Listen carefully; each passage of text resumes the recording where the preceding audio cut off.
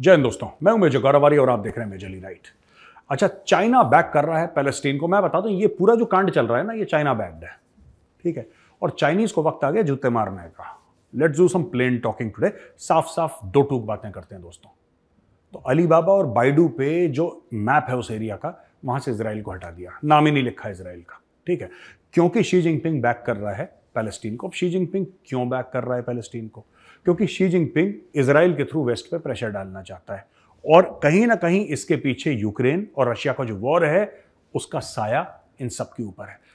ये सारी की सारी जो बदमाशी है ना दोस्तों, ये चाइनीज की करी कराई है।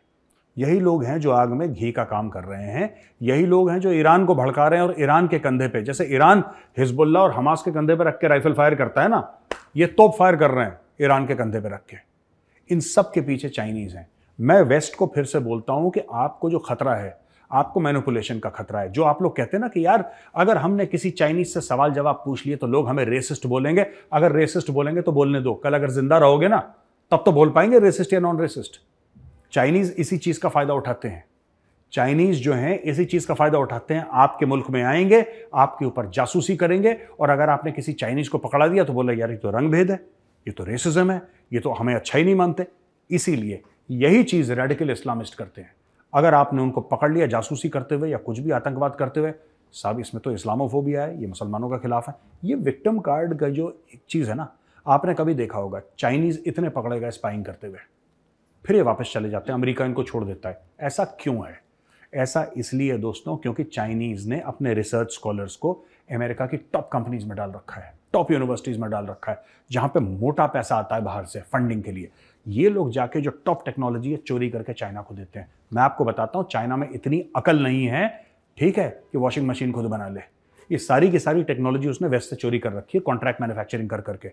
वेस्ट अगर चाहता है चाइनीज को कंट्रोल करे और चाइना को हराए, तो एक तरीका है, सारी की सारी कंपनियां अपनी हटाओ चाइना से।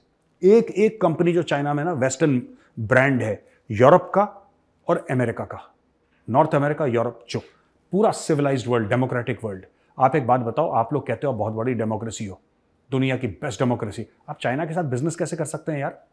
चाइना में तो वोट देना अलाउड नहीं है। मुझे एक बात समझ में नहीं आती।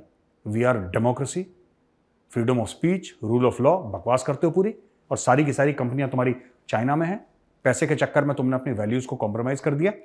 चाइना से हटाओ जितनी भी कंपनियां हैं तुम्हारी। हार्ली डेविडसन बनती है चाइना में, मर्सिडीज बनती है चाइना में, ऑडी बनती है, एस्टन मार्टिन बनती है, एडिडास के शूज बनते हैं, नाइकी के शूज बनते हैं, प्यूमा के शूज, ये जितने भी तुम्हारे ग्लोबल ब्रांड्स हैं वहां पे, ठीक है, एलजी, सैमसंग, ये सब के सब हटाओ वहां से।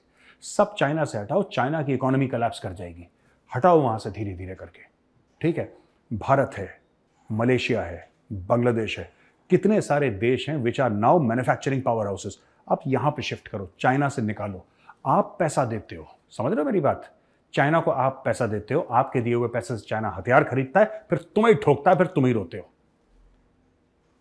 कौन ऐसा बेवकूफ होगा जो अपनी बर्बादी का जश्न मना रहा होगा? ये दोस्तों सबसे बड़ी गलती है वेस्ट की।